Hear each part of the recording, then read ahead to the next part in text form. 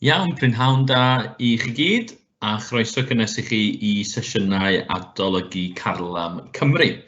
Bydd y sesiwn yma heno yma yn canolbwyntio ar lenyddiaeth Gymraeg ac yn cael ei rhedeg gan Awen Jones o ysgol Dyffryn Aman.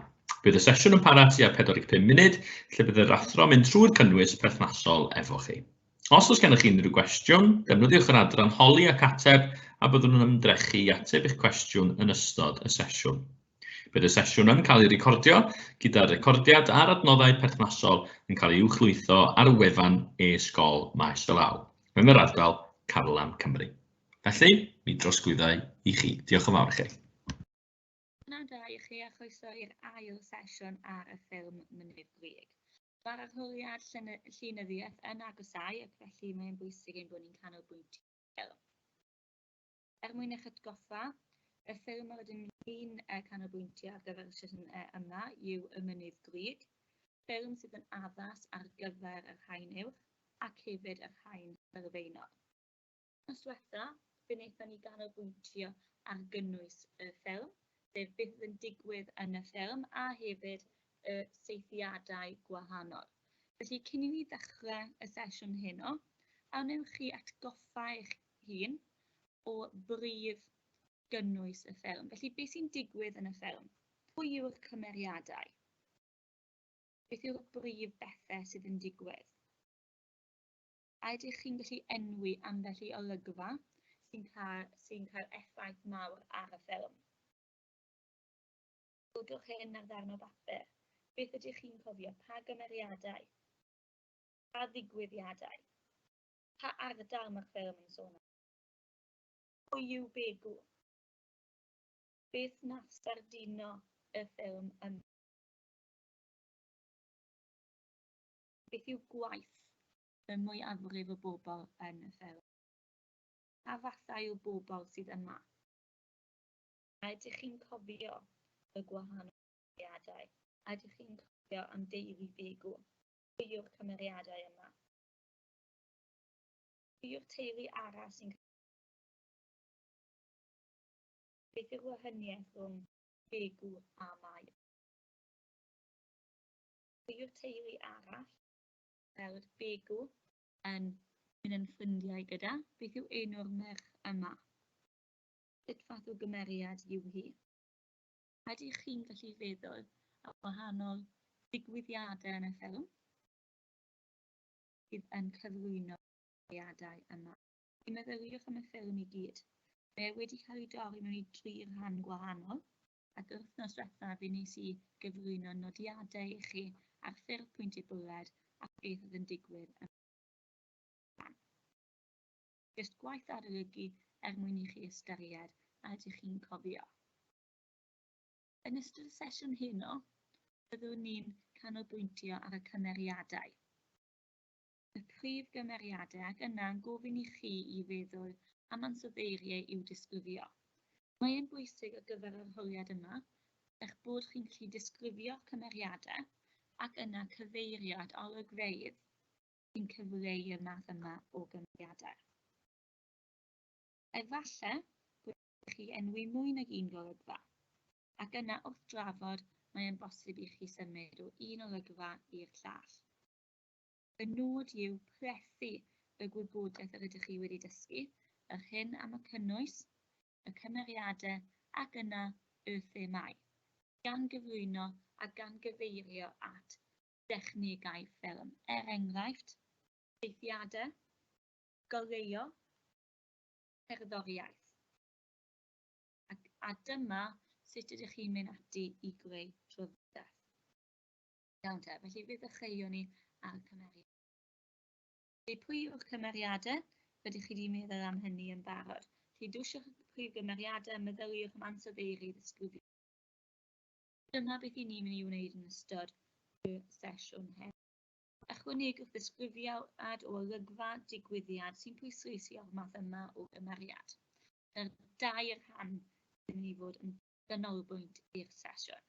Felly yn gyntaf, rydym ni'n mynd i ganolbwyntio ar y cymeriad Begw. Felly os ydych chi'n cofio, Begw yw'r ferch fach. Mae Begw yn brif gymeriad yn y ffilm, ac oeddwn ni'n gweld hi o'r dechrau'r ffilm hyd at y diwedd. Felly, meddyliwch chi, pa fath o ansoddeiriau allwch chi ddefnyddio i'w disgrifio? Ar y dechrau, wrth i ni weld hi yn y tŷ, pa fath o gymeriad pa fath o ansoddair allwn ni ddefnyddio? Yr olygfa gyntaf y welwn ni yw ei bod hi yn dal pensil, ac yna y saethiad ohoni, y saethiad agos o'i llygad ac yna saethiad agos yn ei llaw. Pa fath o ansoddair allwn ni ddefnyddio i'w disgrifio yn fan'na? Ystyriwch amdani ar gyfer olygfa sgiaten y gath. Mae hi'n darganfod bod ei thad wedi bod sgiaten y gath. Pa fath o ansoddair allwch chi ddefnyddio i'w pryd hynny? Nes ymlaen yn y ffilm, rydyn ni'n clywed am ei hanes ar y Mynydd Grug gyda Mynydd a Wini. Pa fath o gymeriad yw hi yn y man yma? Dyma ambell i olygfa fe allwch chi ystyried mwyn meddwl am ansoddeiriau i ddweud. Dyna llwyth allwn ni ddefnyddio. Dyma ambell i rhai. Gan dychymyg, brif gymeriad, ofn, caredig, hoffi ysgrifennu, diniwed, cyffroes, plentyn ifanc,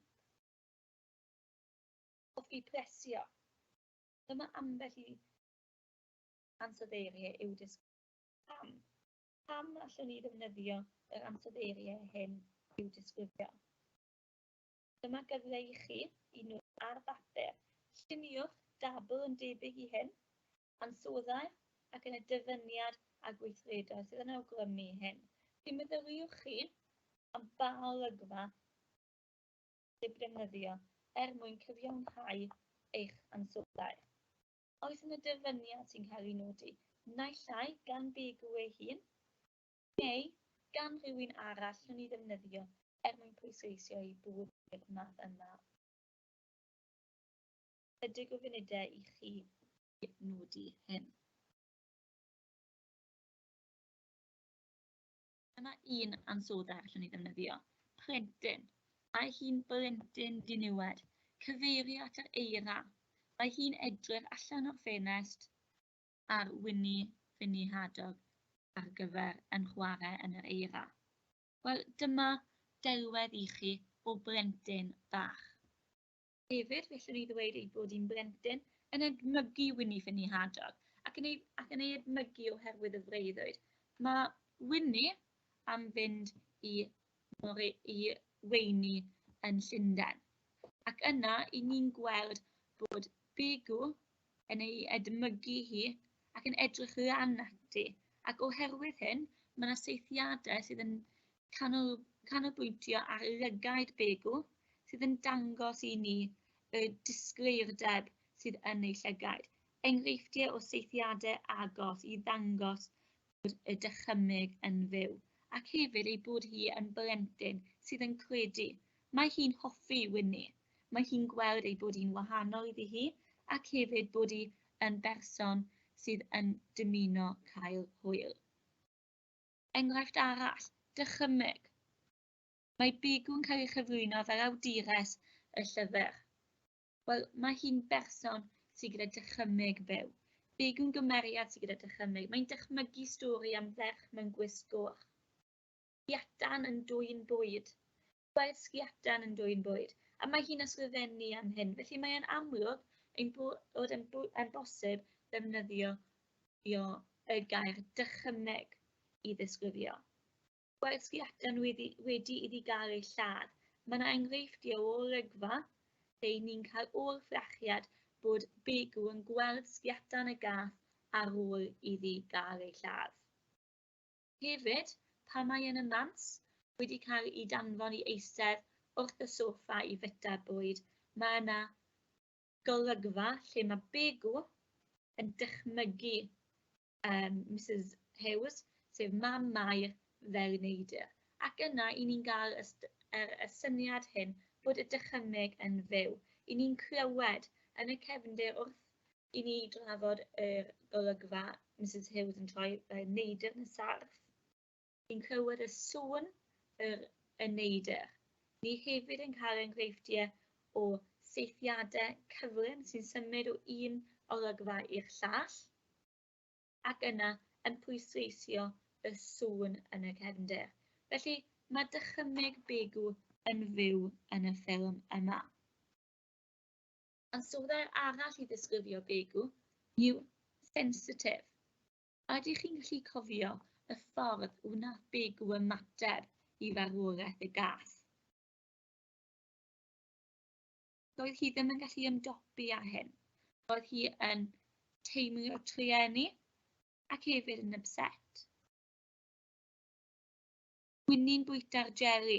Roedd hi'n edrych ar Winnie yn bwyta'r jeli i gyd. Fe nath hi i llwcio fe i gyd ar unwaith, ac yna yn amlwg oedd yna saethiadau agos o begw yn syllu ar Winnie. Mrs Hughes yn ei rhoi eistedd ar ei phen ei hun i fwyta'r tatws. Unwaith yn rhagor, i ni'n gallu gweld gwyneb begw, y gorau yn disgleirio ar ei gwyneb, y bochau coch, i ddangos ei bod hi'n sensitif, ac hefyd y sŵn yn y cefndir o'r cloc yn ticio. Gweddïodd wrth ei thad ar ddechrau'r ffilm. Wel, dyma enghraifft i chi o olygfa sy'n dangos ei bod hi'n sensitif. Os ydych yn cofio, fe ddaeth tad begw nôl o'r gwaith. Fe nath ei osod yr arian ar y bwrdd. Doedd dim llawer o arian, ac oedd yn amlwg bod tad begw yn poeni am hyn. Roedd mam begw yn disgwyl babi, ac yna fe gafodd begw ei danfon i'r gwely yn syth. Mae yna olygfa lle mae'n bwysig i ni ystyried y golygfeydd a saethiadau. Rydyn ni'n cael enghraifft o'r camera yn canolbwyntio ar dwylo begw yn gweddïo ac yna'n symud i'w gwyneb ac yn mynd yn fwy agos i'w gwyneb. Wrth i ni sylweddoli ei bod hi'n gweddïo am ei thad a hefyd am bobl y chwarel. Mae hi'n gofyn i Iesu Grist beidio a gadael ein nhad gael ei ladd yn y chwarel. Felly mae'n amlwg bod y sefyllfa a'r gymuned yn ei phoeni. Os gofiwch, dyw y chwarel ddim yn lle sefydlog i weithio. Mae'n lle peryglus. Ac yna, gan bod dim llawer o arian yn dod, mae tad begw yn poeni am rhoi bwyd ar y bwrdd. Gan bod Mrs Griffith, sef mam begw, yn disgwyl plentyn arall, mae hyn felly yn ychwanegu at y broblem. Ac yna, oherwydd bod begw yn sensitif, mae hi yn cymryd y mewn i'w dwylo hi i weddïo dros y teulu. Ansoddair arall, anghwrtais. Wel, mae yna enghraifft bod begw yn anghwrtais i Dafydd Sion wrth iddo fe adrodd stori ac yn ei ateb yn ôl. Hefyd, anghwrtais i Nanw Sion oherwydd bod Nanw Sion yn dangos ei bod yn unig. Felly mae hynny'n bwysig i ni ystyried. Bod begw yn berson caredig ac yn blentyn, mae yna ochr arall iddi ac mae e'n bosib i ddweud bod hi'n anghwrtais ar y degau. Niwed, roedd disgwyl pethau mawr. Mae yna enghraifft o olygfa lle mae hi'n gofyn i'w mam ydy yn bosib iddi wisgo ei sgidiau gorau i fynd mas i'r eiriau. Mae'n dangos i ni ei bod hi'n ddiniwed ac yn blentyn. Ac wrth i ni wneud hyn, mae'n canolbwyntio ar ei llygaid mawr wrth gael syndod. Mae'n dangos i ni bod hi yn blentyn bach sydd yn hoffi byw ac sydd am blesio pawb. Hefyd, ni'n cael yr enghraifft o ganolbwyntio ar lygaid begw wrth iddi ysgrifennu. Cymeriad arall, Elin Griffith. Elin Griffith yw mam begw. Wel, pa enghreifftiau o ansoddeiriau allwn ni ddefnyddio mwyn i disgrifio hi? Gymerwch chi ambell i funed i gofnodi. Meddyliwch unwaith yn rhagor am y tabl. Felly, meddyliwch am ansoddair i ddisgrifio Elin ac yna meddyliwch am olygfa sy'n dangos y math yma o berson. Fe gewch chi'r atebion ar gyfer ansoddeiriau. Mae mwy i'w ychwanegu. Dim dyma'r unig ansoddeiriau, ond dyma ambell i rhai i chi. Felly, asgwrn cefn y teulu. Wel, beth sy'n dweud wrthych chi fy mod i'n dweud ei bod i'n asgwrn cefn y teulu? Pa dystiolaeth sydd gyda ni o hyn yn y ffilm? Beth mae hi'n gwneud? Beth mae pobl eraill yn dweud amdani hi? A sut mae hi'n ymateb? Cariadus, di-deimlad a chared. Oes yna enghraifft o olygfa sy'n pwysleisio hyn? Menyw falch. Menyw sydd yn balch dros ei teulu ac yn edrych ar ôl ei theulu o hyd. Parchus. Gwraig gadarn a chrif. Nodwch chi ambell i syniad ar gyfer y cymeriad a'r ansoddeiriau. Wrth yn rhagor, dyma enghraifft i chi o'r tabl.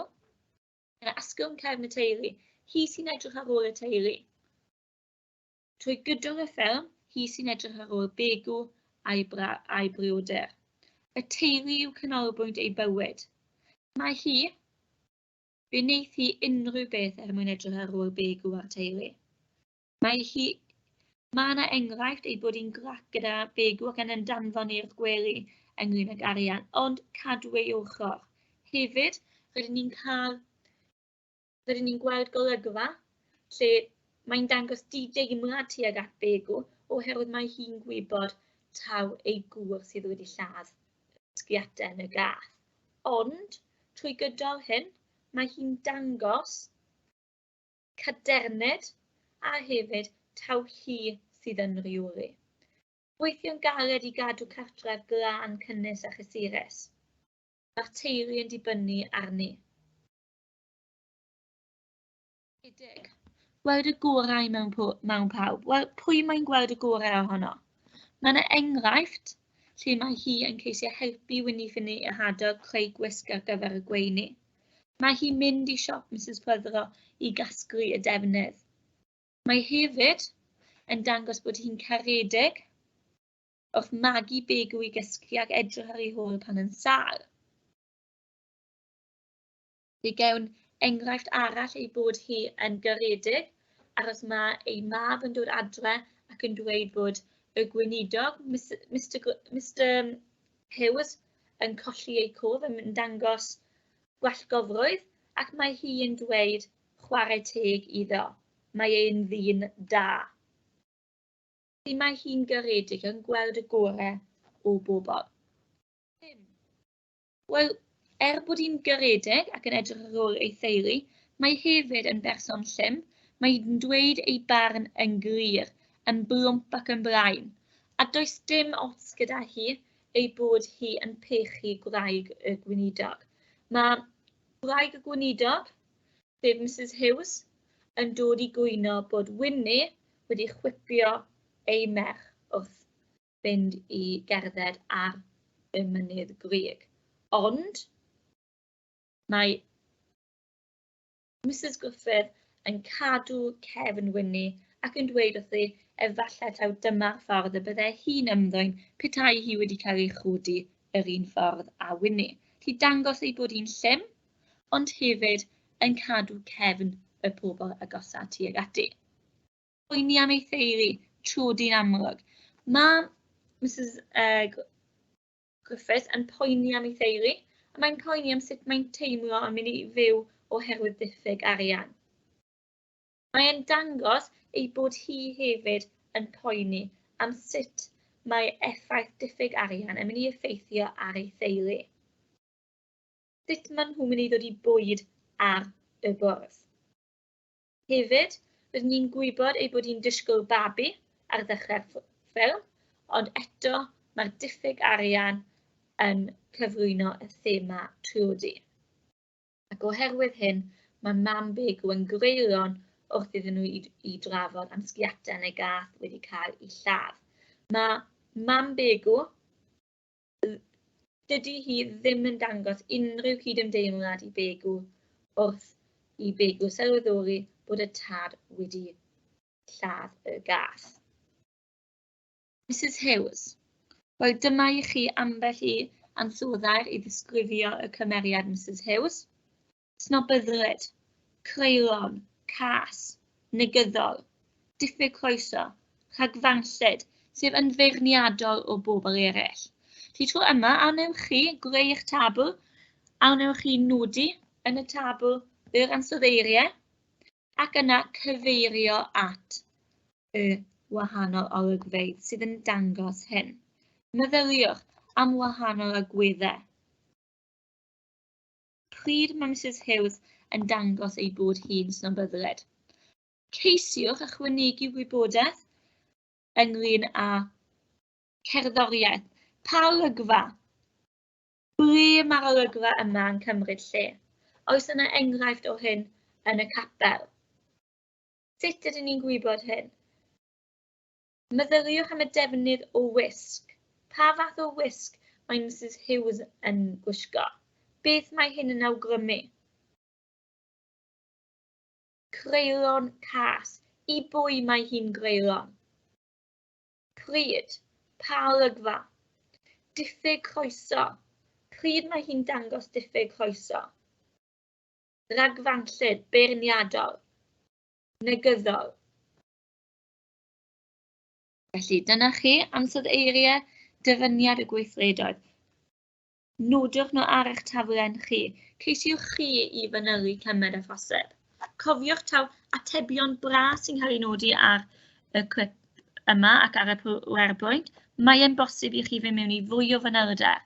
Mae'r ffilm i'w gael ar YouTube, a mae e'n bosib i chi i ildio'r fideo mwyn i chi gofnodi gwahanol bethau. Felly, snobyddlyd.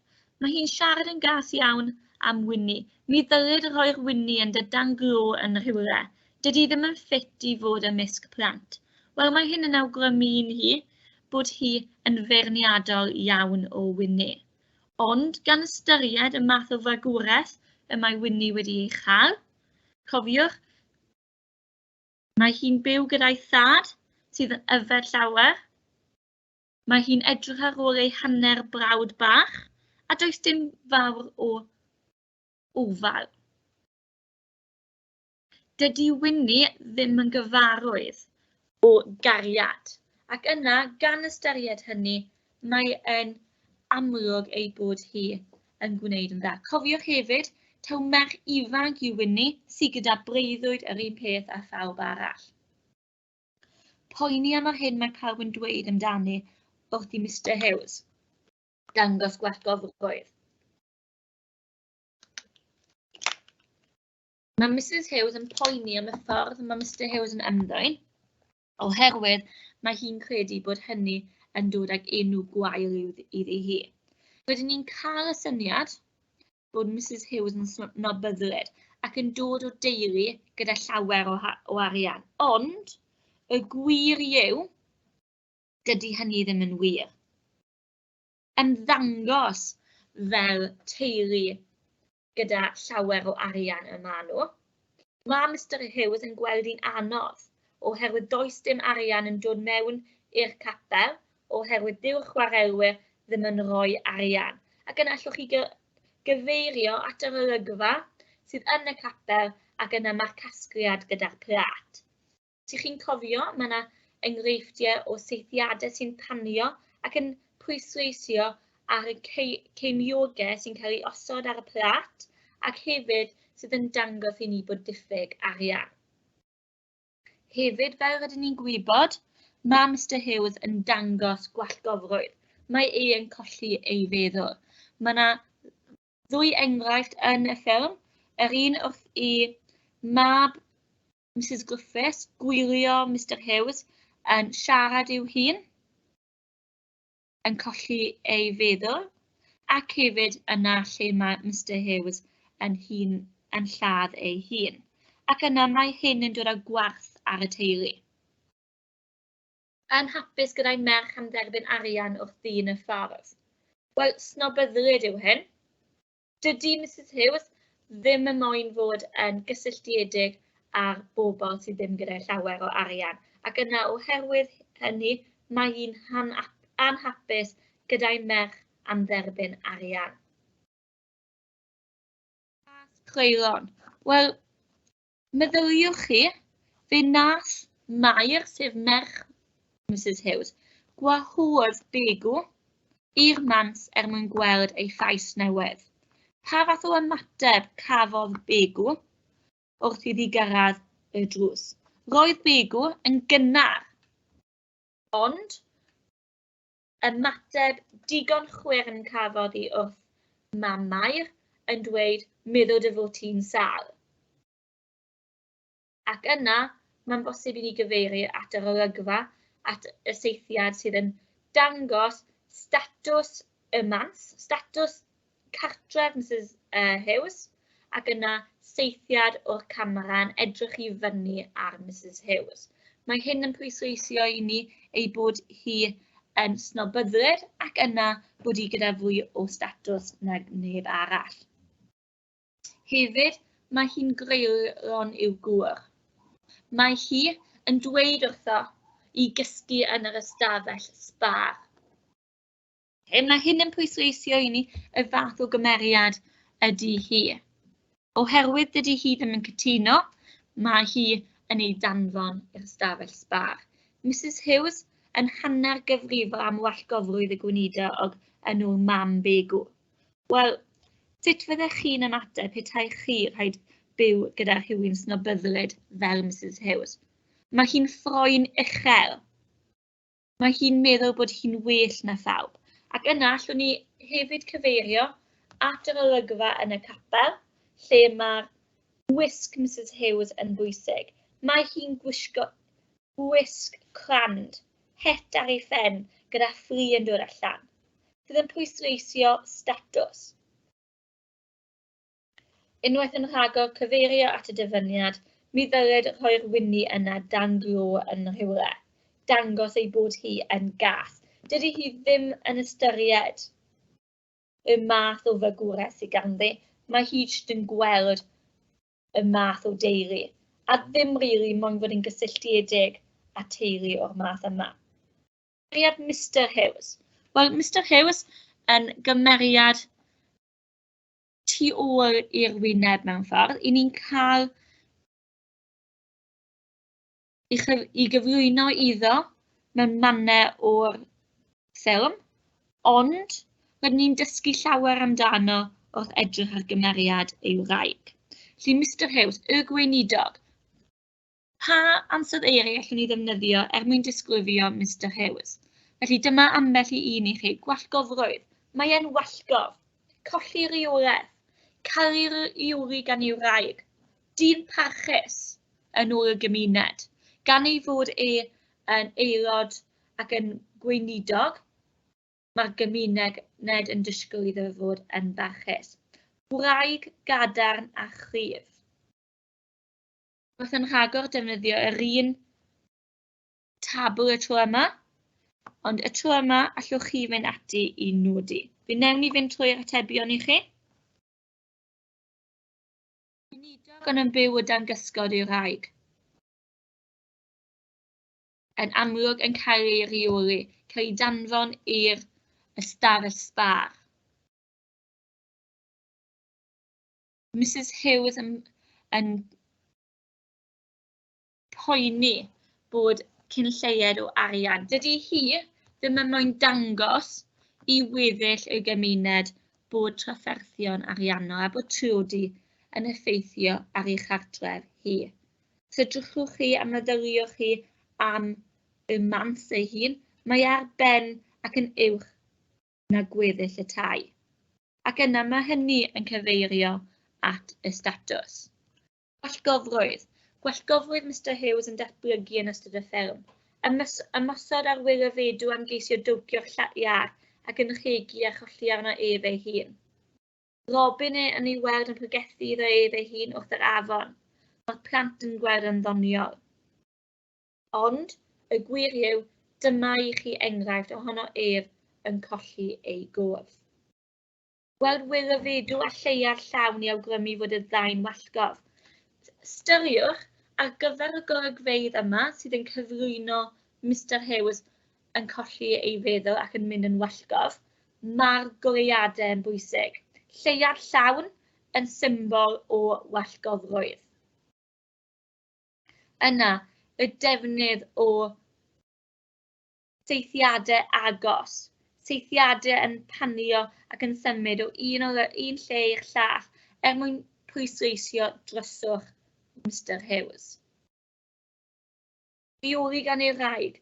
Mae i'w wraig yn ei rheoli, rhaid gwrando arni. Does dim dewis gydag e.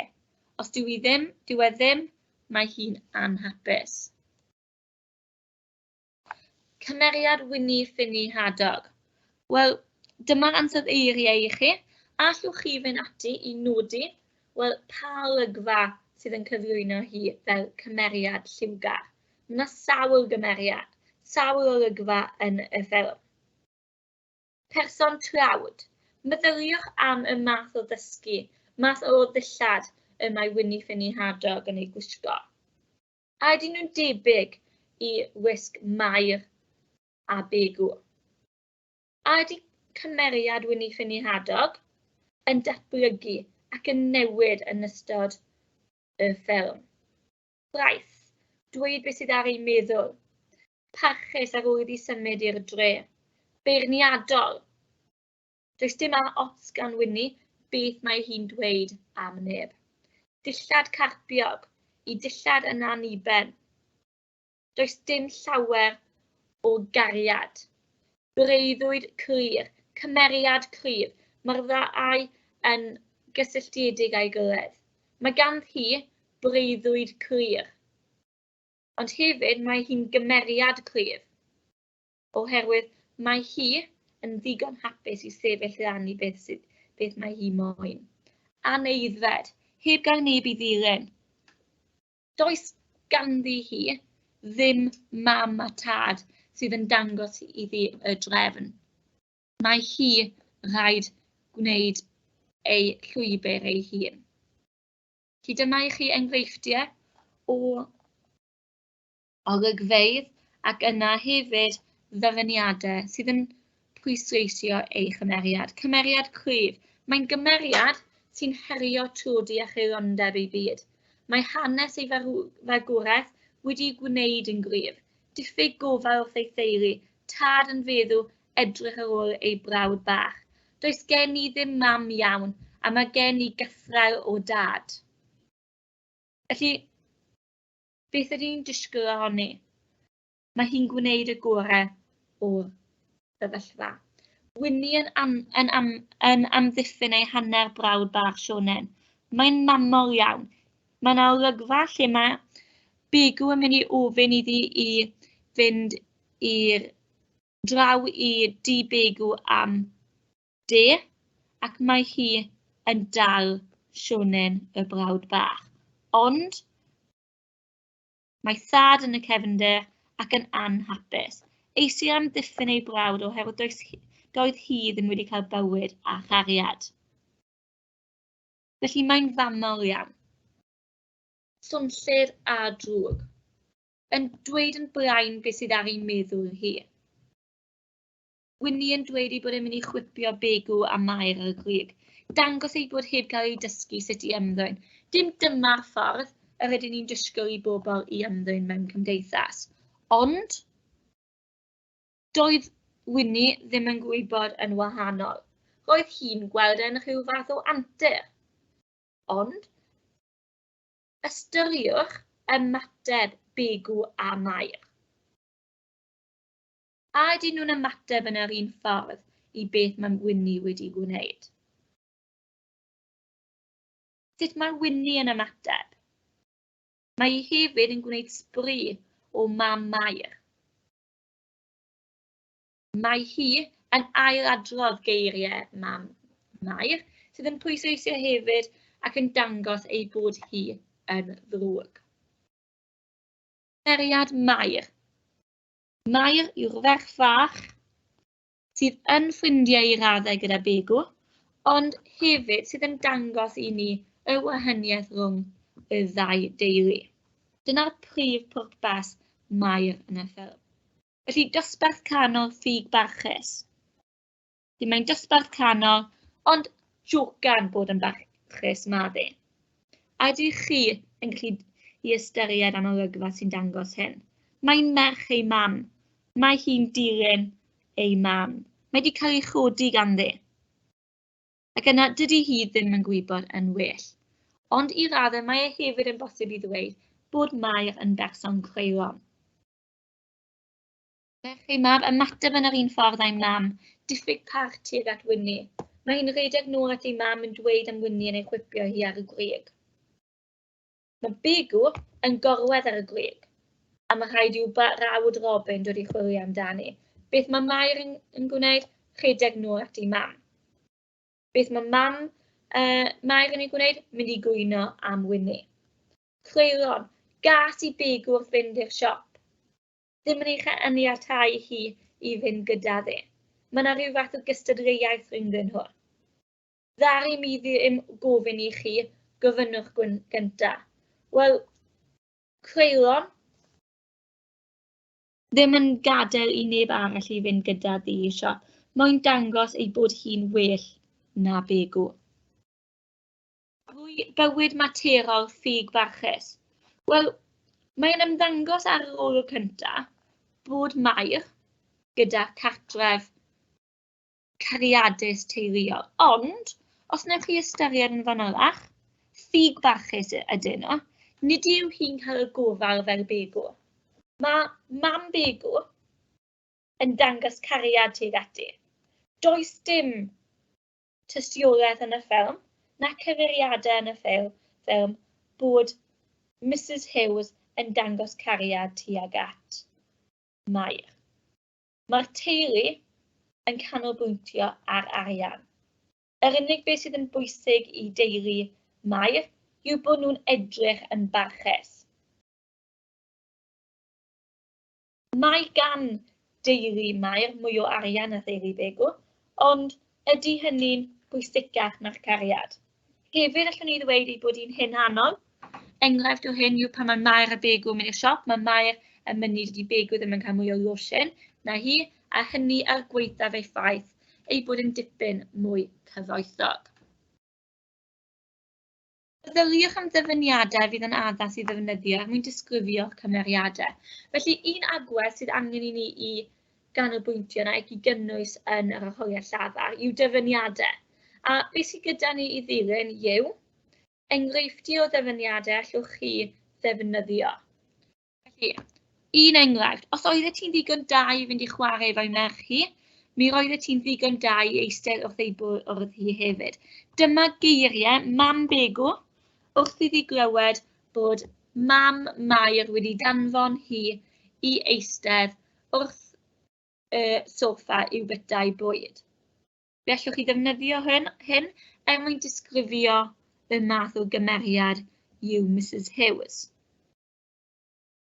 Fe allwch chi ddangos bod Mrs Hughes yn berson creulon, ond hefyd allwch chi ddefnyddio'r dyfyniad yma er mwyn dangos ymateb mam Begw. Roedd hi'n anhapus. Dangos ei bod hi'n cadw ochr ei merch. Hefyd mae'n dangos ei bod hi'n amddiffyn ei merch. Fe wnaethon ni ddefnyddio yr ansoddau cariadus i ddisgrifio mam Begw. Dyma enghraifft i chi o ddyfyniad. Unwaith yn rhagor geiriau i mam Begw, sut ydyn ni'n mynd i'w gadw fo? Cyfeirio at y babi bach. Dangos ei bod hi'n berson sydd yn poeni am y dyfodol. Hefyd mae fe'n gysylltiedig â'r thema triodi. Mae e hefyd yn dangos i ni bod y teulu yn gweld bywyd yn anodd, ac hefyd does dim digon o waith yn y chwarel. Sut ydyn ni'n mynd i'w gadw fo? Cyfeirio at y babi fel fo.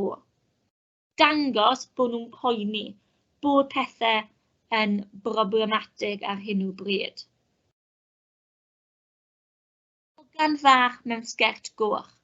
Dyma geiriau Begw wrth iddi ysgrifennu. Dyma yw ei ddychymyg hi. Mae e'n dangos i ni bod ei dychymyg hi ar waith. Mae hi yn hoffi ysgrifennu, a dyma un ffordd mae hi'n dianc. Y lliw coch yn bwysig. Dangos y Mae lliw coch yn awgrymu i ni poeni y problemau yn ei bywyd. Dyna ni ddiwedd yr ail sesiwn yn canolbwyntio ar y ffilm Mynydd Grug ac hefyd y cymeriadau. Gobeithio ei fod o helpu i chi. Os oes unrhyw gwestiynau gyda chi, dyma gyfle i chi ofyn.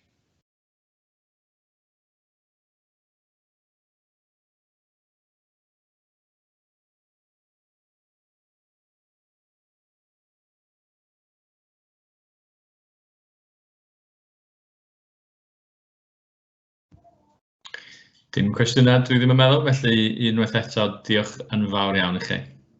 Diolch.